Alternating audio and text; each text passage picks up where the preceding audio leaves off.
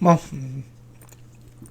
salut les gars et bienvenue dans cette nouvelle partie où nous voulions apporter des modifications parce que nous sommes dit la dernière fois que jusqu'à présent nous ne pouvons pas ajouter quelqu'un qui a déjà voté ou bien apporter des modifications à notre request que nous pouvons juste voir mais pour le moment nous n'apportons pas encore de modifications et nous voulons essayer d'apporter ces modifications là.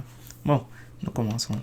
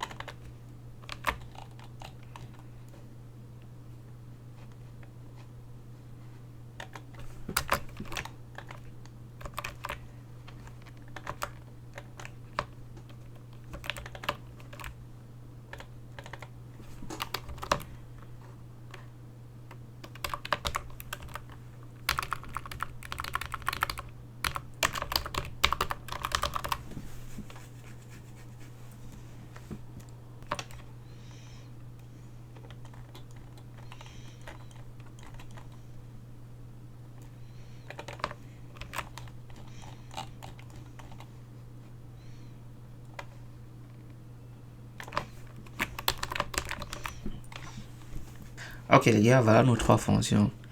Ici, cette fonction nous permet de clôturer un request. Il faut d'abord que cette condition sine qua non soit respectée. La deuxième nous permet d'ajouter un voteur.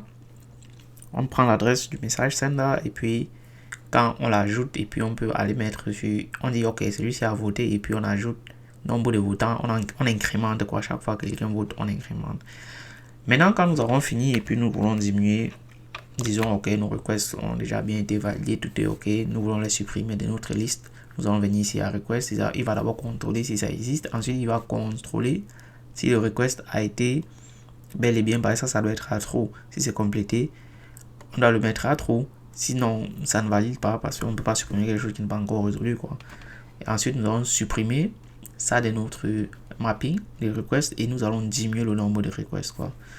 Donc, faites attention à chaque fois, toujours demander les détails sur un request parce que quand nous supprimons, ça veut dire si lui peut-être était au numéro 0, le 1 va passer au numéro 0, ainsi de suite. Ça veut dire notre liste va juste diminuer et le 1 va prendre la place du 0, le 0 va prendre la place du 1, à moins que nous décidions de commencer ici par 1.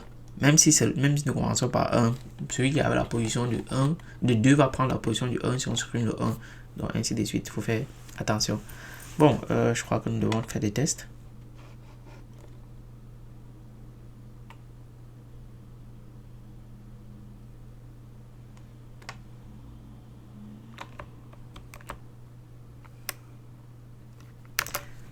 Bon, nous avons besoin d'au moins 2 requests pour pouvoir tester cette fonctionnalité, quoi, parce qu'il faut au moins que nous ayons 2 à l'intérieur pour voir quand nous allons supprimer l'autre si ça a vraiment marché, quoi.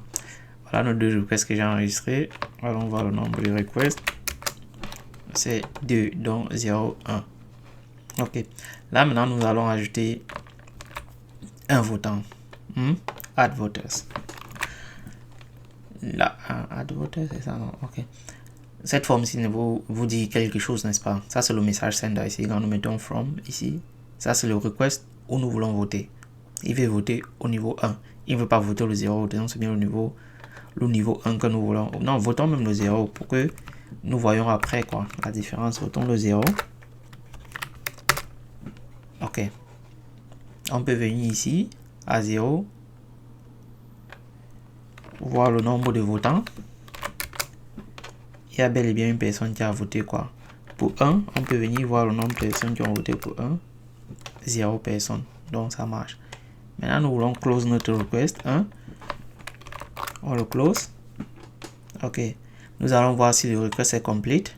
Tout à l'heure, il était à false. Il est à true. Il est complété parce que nous l'avons fermé. Nous voulons le supprimer. Bel et bien supprimé. Maintenant, venons voir maintenant les détails du request 0. Tout à l'heure, le request 0 était aider les jeunes.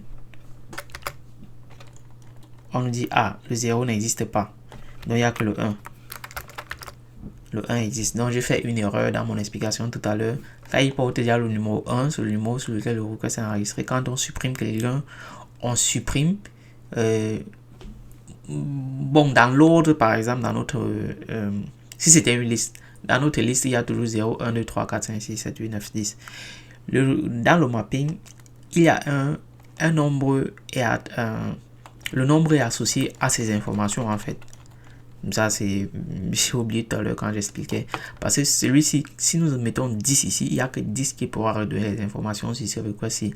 Ça veut dire que si nous partons dans une liste de mapping, nous supprimons le numéro 0. Il n'y a que le numéro 0 qui n'existe plus, mais le 1 reste 1. Parce que le 1, c'est 1 qui donne les informations sur ces derniers ici-là. Donc, j'ai fait une erreur dans mon explication tout à l'heure. Veuillez m'excuser, quoi. Bon, nous avons fini avec cette partie. Et... dans la précédente partie, nous avons parlé des votes. Dans la seconde partie, nous avons parlé des requests. Et je crois que nous sommes prêts pour affronter notre crowdfunding. Bon, dans la prochaine partie, qui est la partie 7 normalement. Là, nous sommes à la partie 9. La partie précédente, c'était la partie 8. Et la partie 7, comme je vous l'ai dit, je me suis rendu compte qu'on avait besoin de la partie 8 et la partie 9. Voilà pourquoi est-ce que j'ai fait un sprung, un saut en avant pour vous expliquer d'abord ces deux parties-là avant de revenir sur la partie 7. Merci de m'avoir suivi.